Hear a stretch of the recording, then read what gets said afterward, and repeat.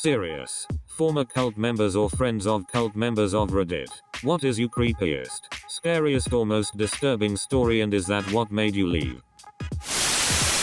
I'm not a cult member, never have been, but I know a family of a friend that gave all their wealth to a cult or another that quit being a scientist to join a cult. What is your scariest experience there? Edit.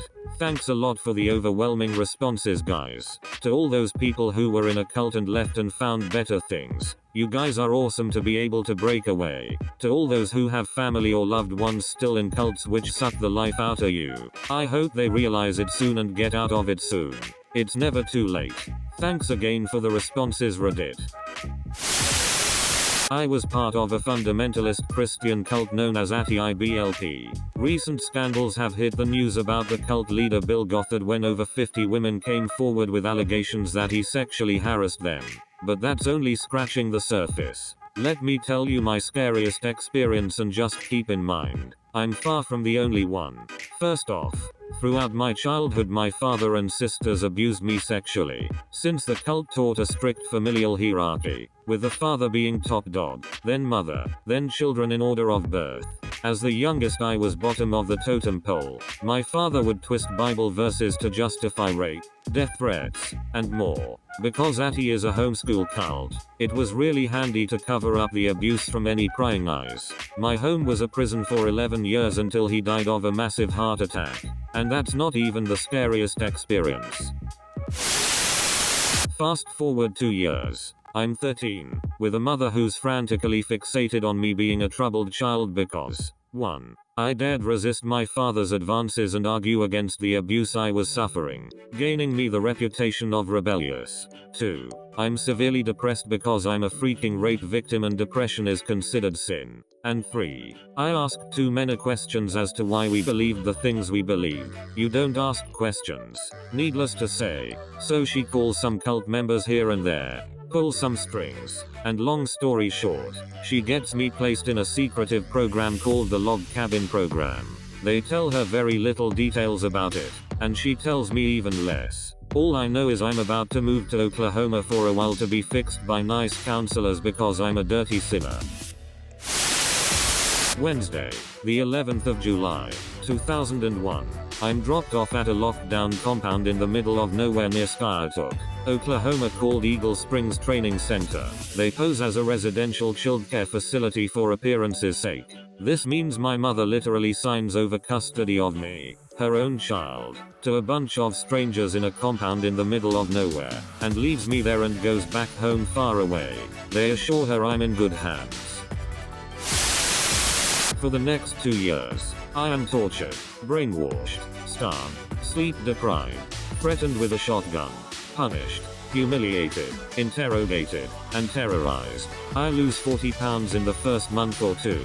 They take me off my medications, believing it is wrong to take them cold turkey. I exhibit severe symptoms of withdrawal and they go ignored. I am worked grueling hours, sent on aimless hikes and marches, scrubbing floors on my hands and knees until my knuckles are cracked and bleeding from the bleach, punished with hard labor until I'm near fainting. They had fun coming up with new and strange punishments. This implies that it is deserved, when in fact they are instructed specifically to break their students' will whatever it takes. One was a forced vow of silence. You were told never to speak for days or weeks on end. If you do, you are punished further.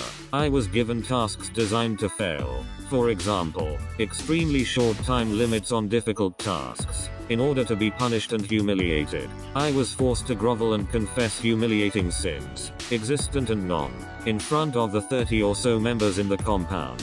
I was given spoiled, undercooked foods, and even chemically treated water that burned my throat and left me horribly sick. I was placed in solitary confinement for 2 weeks, while they blared music to torture me. The song lyrics went, "Trust in the Lord, He makes no mistakes. He now at the end of each path that we take. For when I am tried, and purified, I shall come forth as gold." Basically it was a blatant message. You're being tortured because God loves you and He's going to put you through fire to melt you into gold, and gave me endless confessional papers to complete detailing what a terrible sinner I am. I was interrogated for hours on end, as well as hypnotized. I was screamed at and exorcised for hours on end. I had no privacy. Even going to the bathroom, they would stand outside the door. I could go on and on and on. I was there for 2 years. The scariest part of all of this is that I am far from the only one. The log cabin program was run in Oklahoma, Indiana, and I believe an alternate version for Russian orphans was done elsewhere, either Indiana or Illinois. All of these programs secretly tortured and brainwashed children and teenagers. Many of them were so-called delinquents. They had committed minor, petty crimes, who were ordered by judges to be shipped to these compounds and held against their wills. This runs very deep. It has never been accounted for and probably never will be. They tried to investigate alarming allegations of child abuse, some of which included beatings, in Indianapolis, and the whole thing got swept under the rug. The only thing you got to hear about on the news was Gothard feeling up a bunch of women. You never hear about his systematic child torture programs. Bill Gothard and IBLP simply have their fundamentalist hands in too many pies. They will probably never be caught. This is the most ridiculous thing I've read in this thread. That's horrible. I can't believe that something like this can actually exist. How is your life now? Honestly, rough. You can't escape that kind of torture unscathed. Period. But I'm doing alright. Taking it day by day. I keep in touch with another girl who went through the same torture camp and it keeps us both sane since we both get each other. Smoke a lot of cigarettes. Why no? Whatever gets you through the day. I would imagine not. Well, at least you have some sort of support. My heart goes out to you, internet stranger. I've worked with lots of kids from horrible backgrounds. Child trafficking, sexual assault, heroin, meth addiction, etc. And one thing that seems to help these kids is knowing that they are in fact entitled to feel cheated out of a normal and healthy childhood. You seem to know this. Good for you. I hope you are able to avoid self-medicating. If you're in counseling, keep it up. If not, then find someone who has been through something similar, and share your experiences with them. Best of luck to you. Are these torture camps still active? The ones that you specifically know about? Post an address. I think you're amazing to go through that and come out of the other side. How is this able to still go on in a first world country in 2014? Because parental rights are more important than children's rights. This sounds like a concentration camp. Many hugs to you. Maybe you and your friend could write a book together about this experience, even if it's to be published after you both die to avoid repercussions. Have you found our Troubled Teens? It's a community for survivors of these horrible places. I wish you nothing but the best of life from here on out. No words of sympathy can express that with real meaning. But I'm so sorry you went through this. Doesn't that fucking Duggar family, 30,000 kids and counting, or whatever on TLC, follow at EIBLP, or Bill Gothard? The Duggars from 19 Kids and Counting follow these at EIBLP principles. Have you ever thought about going to the police about this? I looked up their website and it looks like the Eagle Springs Training Center is still in operation. If the police don't do anything, sounds like we need Batman. A friend of mine accidentally got involved with a cult in Iowa. He thought it was just a really close-knit church, but eventually snapped that something wasn't right. He moved to Texas for work pretty shortly afterwards, and after about a week of being here, someone knocked on the door. It was one of the members. She came here to try and talk him into going back, and progressively became more and more emotional. They ended up having to call the cops to have her removed from the property.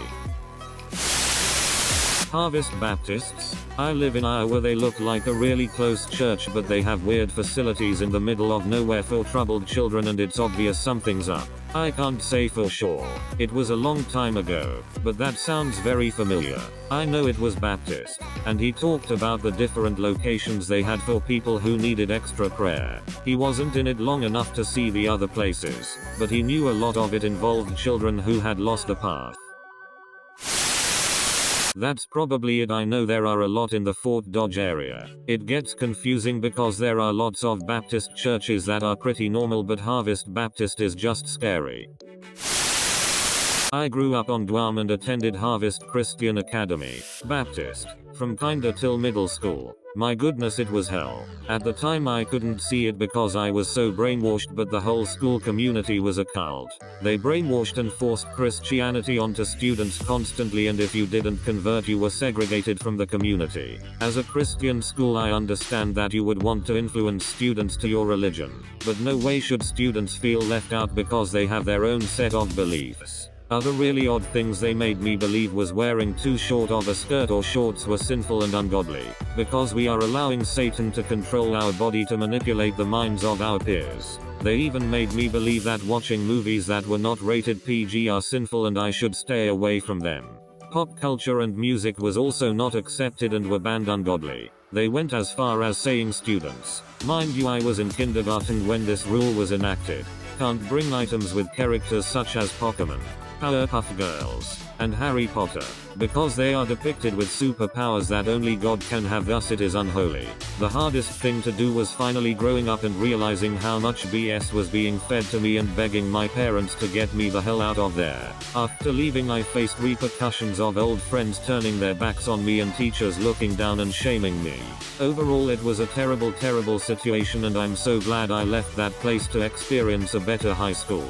Sad thing is most of my friends I grew up there that graduated from the school still hold the same outlook on life and are still very much involved in the school and community.